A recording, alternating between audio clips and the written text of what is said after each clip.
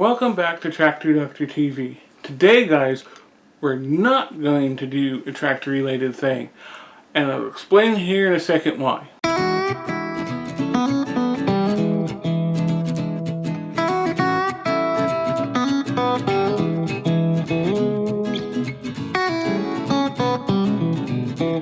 So guys, like I just said, we're not going to do a tractor related thing. We're going to go downstairs here in a second and into where I do my tinkering and stuff. And we're going to look at an incubator I built back right out of college. When just got out of college.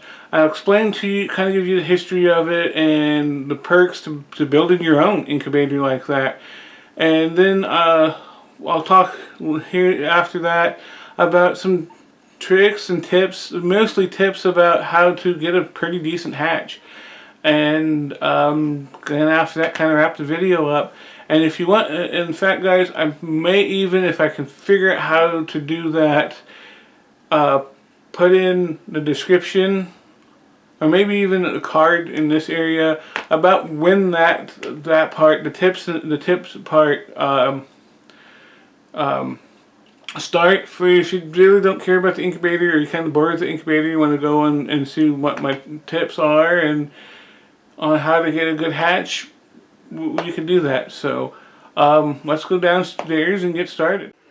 So guys, there it is. That's the incubator I was telling you about. Yes, it is a mini fridge.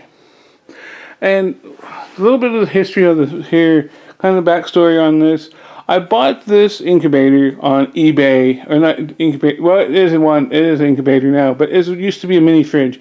And I bought the little mini fridge here on eBay right after, I think, was it, I can't remember what hurricane it was that hit Florida and parts of Florida and Georgia and one that hit New Orleans real bad. I can't think of which one that is off the top of my head here, but anyways, the guy that was selling it on eBay worked for a warehouse company.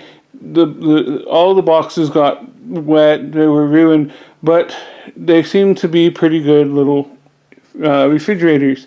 So I bought it. It worked for quite a while. Didn't quite work long enough for me to feel like I got my money's worth out of it. So I decided to scrap it, because at the time my grandfather was doing the scrapping, and I was going to give it to Grandpa.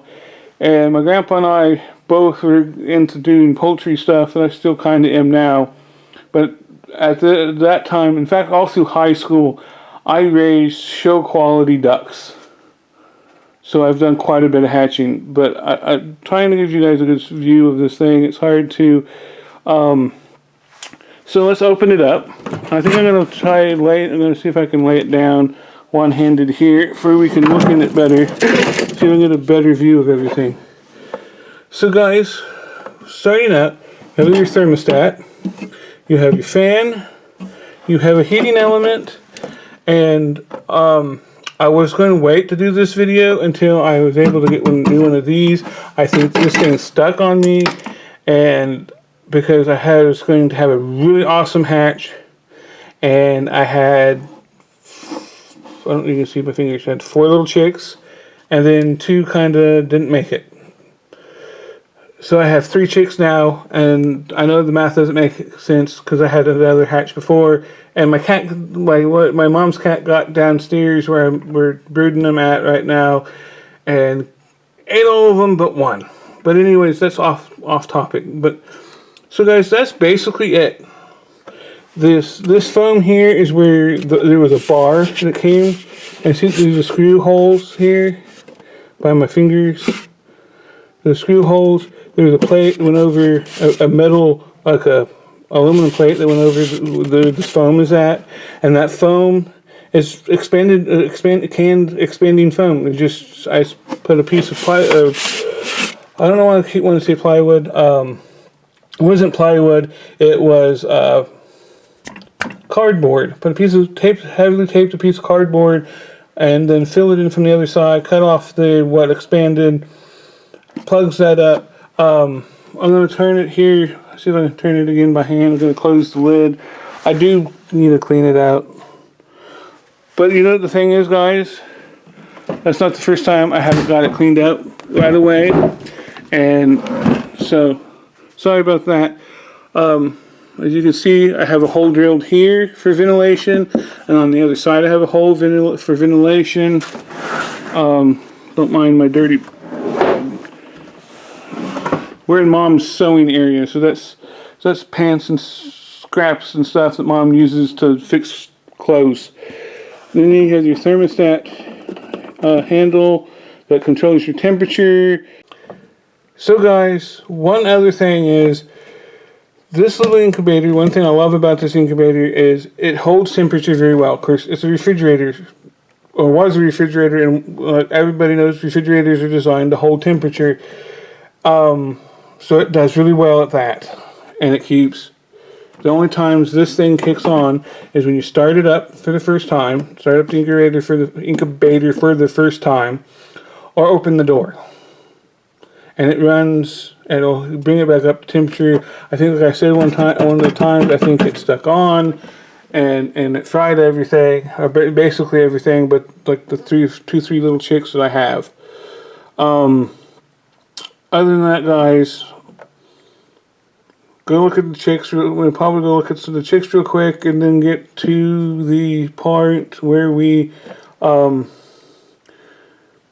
do the tips and tricks and such. Mostly tips, actually. But anyways, guys, let's go get that going. So guys, there they are. We'll zoom in this a little bit. I need to do a cleaning on their cage thing. The biggest one is from an earlier hatch, and then the other little two here are from the recent hatch, and they're about a month old now or so. And other than that, guys, I think it's time to go to my tips and tricks, so let's go do that. So guys, now it's to the part where we do tips and tricks. So, to give you a little history here, like I said, I've been in fact, I've been hatching longer than I have been using that incubator. It's kind of warm down here. I'm down in my basement where I do a lot of my tinkering, so... excuse me, down here in the basement where I do most of my tinkering. But guys, anyways, what I found sometimes with hatching is with like ducks, geese, and even quail, you actually need to keep a fairly high humidity.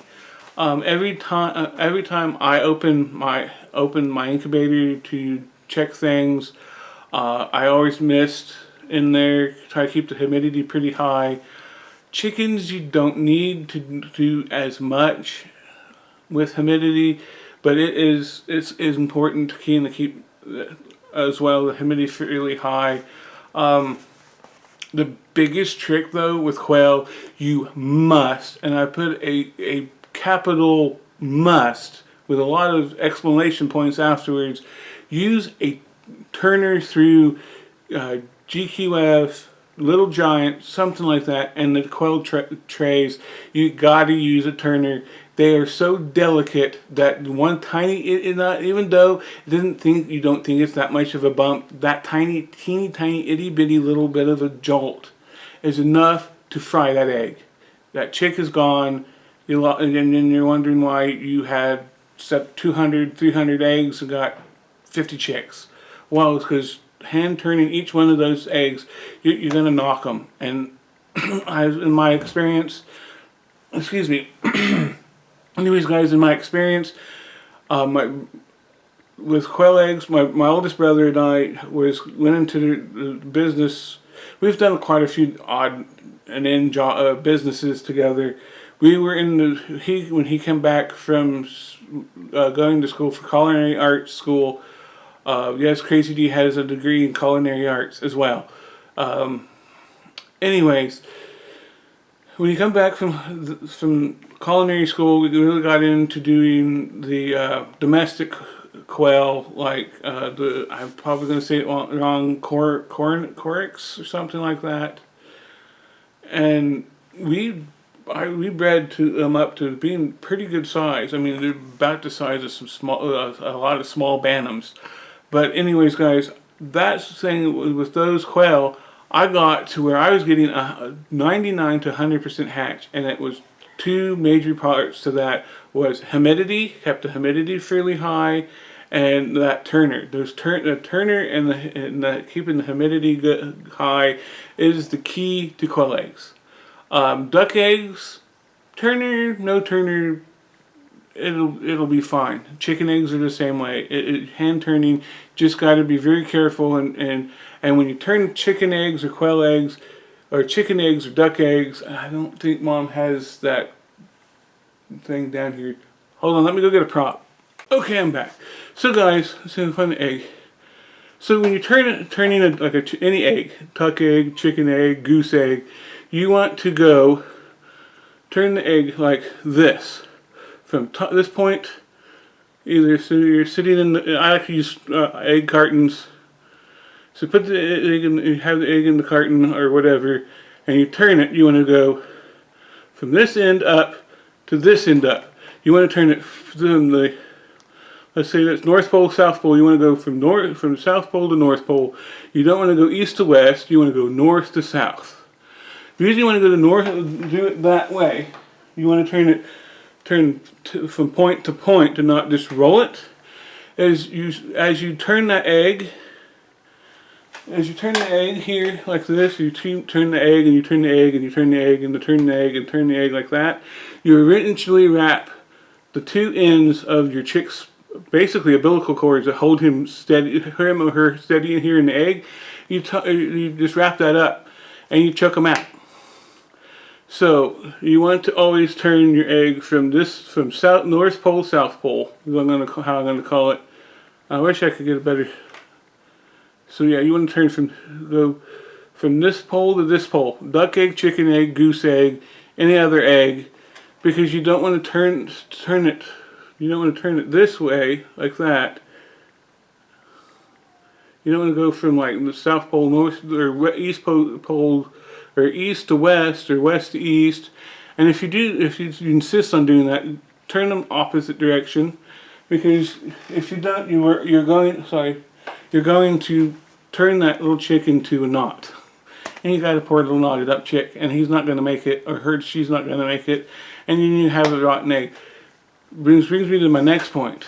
You must kindle your eggs when you're going to hatch. Because when you can't, to keep your incubator from getting ruined, especially with the styrofoam ones, that's one thing I found with the styrofoam ones. If you allow an egg to get to the point of rottenness that it goes kablooey in your incubator, it ruins it. I had one do that. I had an incubator. In fact, the incubator that I used to make the one out of the refrigerator. That's what happened to it. We had a duck egg that got snuck through somehow, and it exploded, and it killed all the other chicks, and the germies got into the other chicks, killed most all the other chicks. Had like 4 or 5 chicks out of 4 dozen eggs. 4 or 5 dozen eggs. We only had 4 chicks out of that because that one egg exploded, and it ended everything because the germs and stuff got in there, and it seems I don't know why, but those little germs, bacteria and stuff, can survive on that styrofoam and stuff, and no matter how much Grandpa and I bleached that thing, it just would not produce chicks after that. So Grandpa told me, he gave me the permission to take his incubator and make that my frigidator, which works really well, and I'm working on trying to build some more shelves for it and figure out how to make better shelves. And the only other thing I can think of, guys, is each poultry has their own gestation time, I guess is the best way to put it. Chickens are 21 days to about 28. Ducks are 28 to 30. Geese are 28 to 30, closer to 30. Or is it 30 to 31? Or is that swans? I'm not quite sure. I think swans are the same as geese. So guys, we're at that point where I'm going to say, if you like the video, give it a thumbs up. If you feel it's worth sharing, please do. Hit the subscribe button if you haven't yet. And while you're there, go ahead and hit that little bell right there beside it, because it tells you when the next video is going to come out.